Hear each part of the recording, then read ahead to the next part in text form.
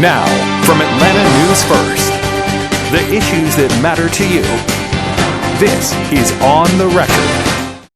I think that the president obviously is very interested in getting government open. We all agree on that, right? And I think he wants the Democrats to take yes for an answer. Things get worse every day for the American people. He should sit down with us, negotiate in a serious way before he goes away. Hundreds of thousands of federal workers furloughed, several other thousands who have been fired. President Donald Trump accusing Democrats of being obstructionists, while Senate Democrats are demanding the president meet with them before he departs Washington for a multi-day trip to Asia. And at the same time, this past weekend, estimates of several million people taking to the streets to protest what they believe are attempts by the nation's 47th president to establish himself as a dictator. This is Wednesday, October 22nd, 2025, day 22 of the ongoing partial government shutdown. Joined by Rick Folbaum, I'm Tim Darnell. This is your weekly On the Record podcast where we take a look at the national issues that are really driving the nation's political consciousness. Before we get into our discussion, Rick, I want to play this current up-to-date package from Molly Martinez on where we stand on day 22 of this current government shutdown. A familiar blame game from both sides of the aisle. Tuesday, President Trump hosting Republican senators in the Rose Garden with an often repeated grievance. The radical left Democrats are holding the entire federal government hostage to appease the extremists in their party. We will not be extorted on this crazy plot of theirs. Meanwhile, Democrats say all the pleasantries of politics are gone. The president's responsibility is to bring the parties together and find a way to make the government run and get a budget done. I'm stunned that he has been unwilling to invite Schumer and Leader Jeffries up to have that kind of conversation. While Democrats roam the empty halls of Congress, Speaker of the House Mike Johnson says there's a good reason House Republicans are absent. They have been out doing very essential, very important work in their districts, and their constituents appreciate that. I mean, they've been everywhere because, as Chairwoman McClain said, they've got to help cover the bases for the crisis that's been created by the Democrats. Later, President Trump repeated that he won't talk to Senator Schumer or Representative Jeffries. I would like to meet with both of them, but I set one little caveat. I will only meet if they let the country open. They have to let the country open. Federal workers deemed essential, like air traffic controllers, continue to report to work, despite not being paid. In Washington, I'm Molly Martinez. Rick, we know that there have been several airport or air traffic delays last night, Chicago and Newark, a couple of other cities, also air traffic controllers working without pay or overtime without pay. We see security staffing shortages from the Transportation Security Administration. Where are we right now? Day 22 of a government shutdown, both sides dug in, seemingly no end in sight. Seemingly no end in sight. And, President Trump said yesterday that he will not meet with the Democratic leadership until they agree to reopen the government. And so, he has basically laid down a line in the sand, and it's going to be very difficult for the Republican leadership to cross that line and go around President Trump and do any kind of negotiations. Although there have been some reports that there are Republicans who are willing to sit down and talk about an extension of those Obamacare subsidies in addition to some other Republican healthcare priorities, like caps, for example, on income level that would prevent certain people from being able to tap into these subsidies if they make a certain amount of money. And so the fact that you're hearing rumblings about Republicans who are willing to negotiate on these healthcare subsidies leads me to believe that there is more of a momentum going on behind the scenes, that President Trump simply does not want to really listened to. He feels as though the Republicans are on firm ground right now, standing firm on their offer to pass a clean continuing resolution. This is a continuing resolution that would be a short-term fix that would allow both sides to work on a longer-term spending bill. There is really nothing controversial in this continuing resolution, and so Republicans have said all along, vote on this, and then we'll talk about the health care subsidies. It seems like perhaps there are some Republicans who are willing to talk about those subsidies, though, prior to the government reopening. We'll see what happens with that. But you mentioned the air traffic controllers, the situation in Chicago, the situation in Newark, the situation here in Atlanta. Right. Keep an eye on this, because this is the issue that really led to the end of the last government shutdown during the first Trump administration that was the longest ever U.S. government shutdown. 35 days. For 35 days, and it was because of problems with air traffic controllers and TSA workers calling out sick in mass numbers that led to major disruptions for air travel for Americans all over the country. And that is really what led to the Republicans at that time caving in to Democrat demands to remove funding for President Trump's border wall from the spending bill. Republicans were feeling the pressure because of the problems at airports, and they decided, okay, we've got to end this. So if this continues, we'll see whether President Trump stands firm on his promise not to meet with any kind of Democrat, not to negotiate with Democrats until they reopen the government. Let's talk about the timing of this, and you mentioned air traffic control and air travel. I have to give major props to our award-winning consumer investigative reporter, Harry Samler, better known as Better Call Harry, Right. who has an article online on AtlantaNewsFirst.com right now, and you can watch his report that was filed yesterday on Tuesday, October 21st, where we're really getting ready to head in to the nation's busiest travel season of the year, the Thanksgiving travel holidays, where more Americans travel by air and by roadway than at any other time during the course of the year. And looking at how air travel insurance may not provide any kind of compensation for travel refunds as a result of canceled flights or delayed flights. This has the potential to wreak a lot of consumer havoc on American travelers if the government shutdown continues. Well, you're right. I mean, the timing is everything. We have Thanksgiving about a month or so away, and then the Christmas holiday, of course, right. After that. These are among the busiest travel times of the entire year. And so I think that is probably why Democrats feel so good about where they stand in all of this. Public opinion polls are mixed, of course, but there are some numbers that I think are promising for Democrats, showing that more people seem to blame the Republicans for the government shutdown. And of course, there's the issue of health care, which has always been a winning political issue for Democrats. And that really is, their line in the sand here is that let's fix these Obamacare subsidies, that if they expire at the end of the year, as they are scheduled to do, we're talking about millions and millions of Americans whose healthcare premiums would skyrocket as a result.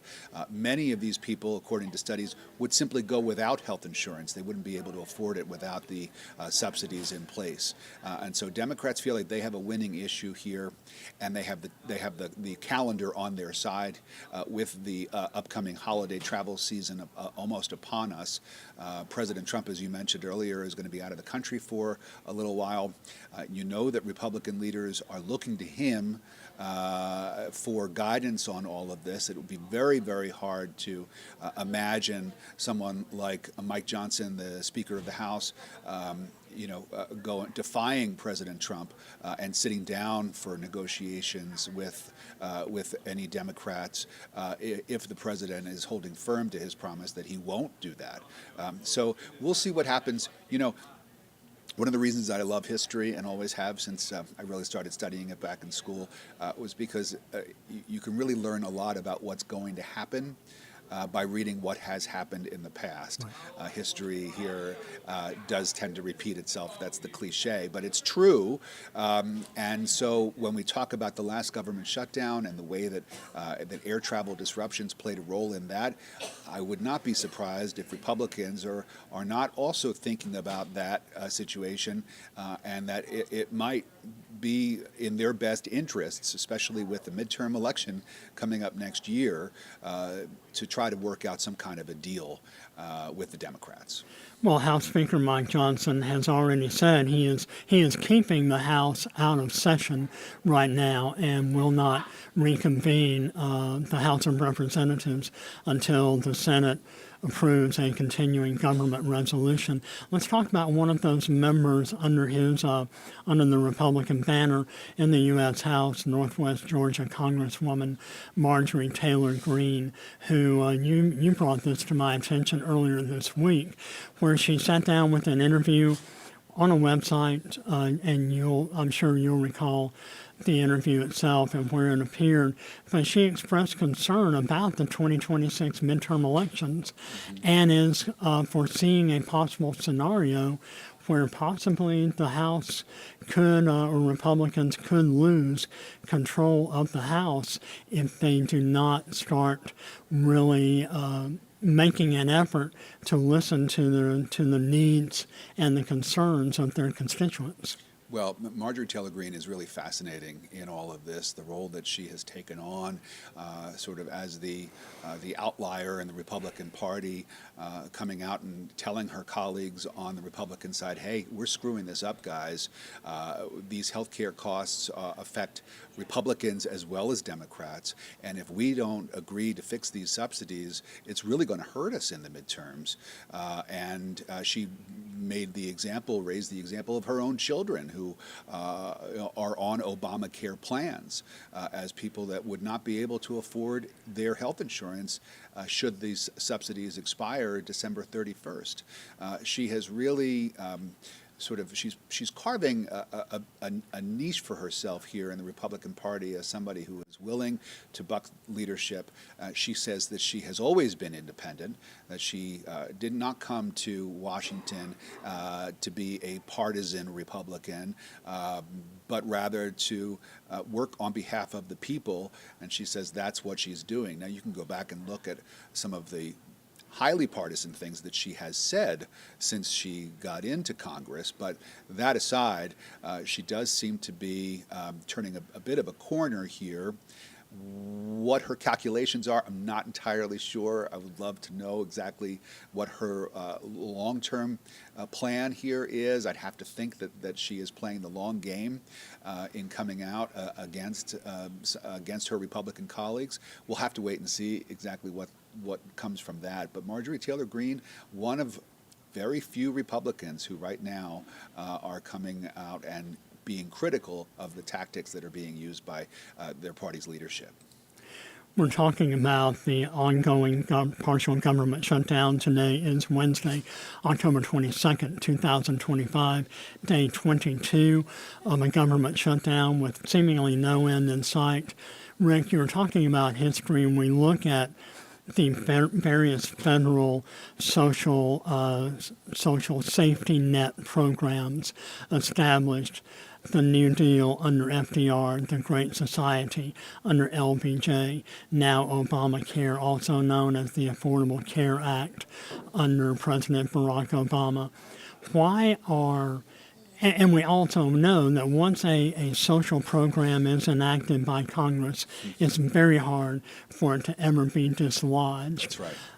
Why are Republicans so seemingly intent on rolling back these subsidies as enacted under Obamacare? It's been a major campaign platform of the GOP. Every election cycle, we need to repeal Obamacare, repeal the Affordable Care Act, and yet we have programs like Medicare. supplemental nutrition assistance program, Social Security, that are all so firmly embedded in the American political and social consciousness. It's very hard to remove these programs once they're enacted, and yet the GOP still seems intent on wanting to do just that with the Affordable Care Act. I mean, you're absolutely right. You've laid it out here, Tim. Republicans have been against Obamacare since day one, and repeal and replace has been their mantra. As far as replacement goes, they have never put forward their own plan for what to replace Obamacare with, even though they've called for it to be replaced. Replaced with what? I think voters would like to hear exactly what Republicans' plans for health care are, but that has not really been made clear to anybody. But you're right. I mean, this is a thorn in the side of conservatives and Republicans who feel that Obamacare is an overreach on the part of the federal government. Of course, conservatives stand for smaller government. And there is really no way around the fact that Obamacare creates larger government bureaucracies and red tape when it comes to health care.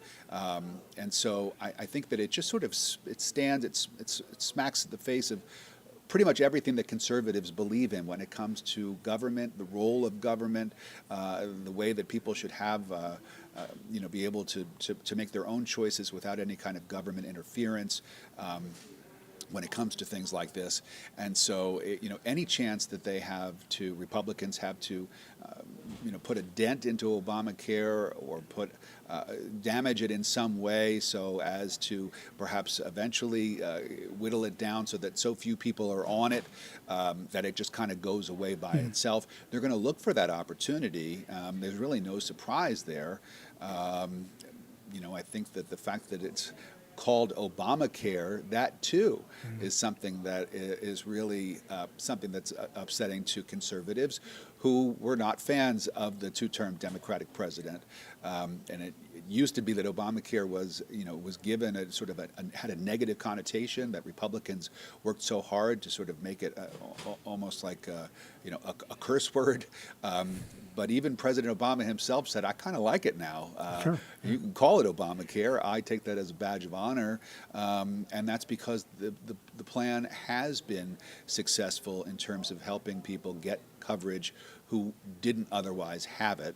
And it's become very popular. And like you said, once people have a new entitlement, a new safety net, it's very hard to take it away. Very hard. And yet both parties are seemingly continuing to make Obamacare a central part of their platform, be it if they're for the ACA, the Affordable Care Act, or against it.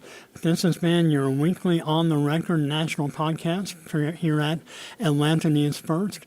Joined as always by Rick Fulbaum, who is the host of On the Record with Atlanta News First. That airs every Sunday morning at 11 a.m. on Atlanta News First. You can also watch On the Record with Atlanta News First here on our website, also on our YouTube channel.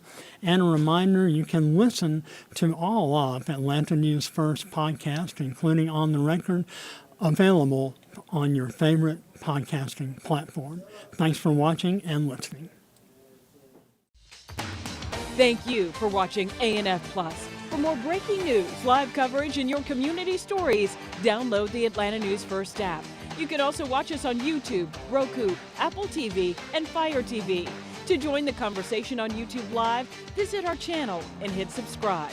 You can also listen to the Atlanta News First podcast by searching Atlanta News First on your preferred listening platform.